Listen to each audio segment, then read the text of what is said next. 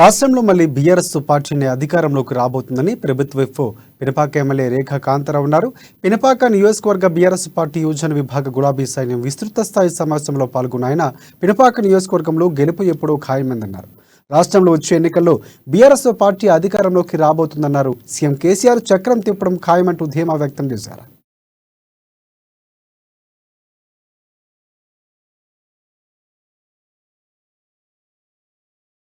ఇక్కడ ఒక సీట్ని 100% మేము పంపిస్తా ఉన్నామని చెప్పేసి మా యువ నాయకులందరూ కూడా మా గులాబీ యువ సైన్యం అంతా కూడా ఈరోజు గట్టిగా స్పందించి చెప్పడం జరిగింది. దాంతోపాటు సార్ మీరు కూడా ఈ జిల్లాలో ఉన్నటువంటి మిగతా 4 కూడా గెలిపించండి, గట్టిగా గెలిపించి సార్కి మనం మరి కృతజ్ఞతగా మనందరం కూడా మరి చెప్పాల్సినటువంటి అవసరం ఉంది. మన జిల్లాలో వేలాది కోట్ల రూపాయలు ఇటు భద్రాద్రి పవర్ ప్లాంట్, సీతమ్మ బ్యారేజీ, సీతారామ ప్రాజెక్టు, అక్కడనే ఒక 30 మెగావాట్ల విద్యుత్ ప్రాజెక్టుతో పాటుగా మరి మెడికల్ కాలేజీతో పాటుగా కలెక్టరేట్ ఇట్లా నూతనంగా పరిపాలనలో కూడా నూతన ఉత్తేజంతో నూతన గుంతలు దొక్కుతా ఉన్నటువంటి సందర్భంలో మనమంతా కూడా ఒక గొప్ప సందేశాన్ని ఇవ్వాలి ప్రజానికంటే. తద్వారా మన గెలుపు సునాశనం అవుతుందని చెప్పేసి మరి యువతంతా కూడా గులాబీస్ కూడా చాలా ఉత్సాహంతో ఉన్నారు. 5 సీట్లు గెలిపించడానికి మీరు కూడా మరి ఇంకా మిగతా 4 సీట్లు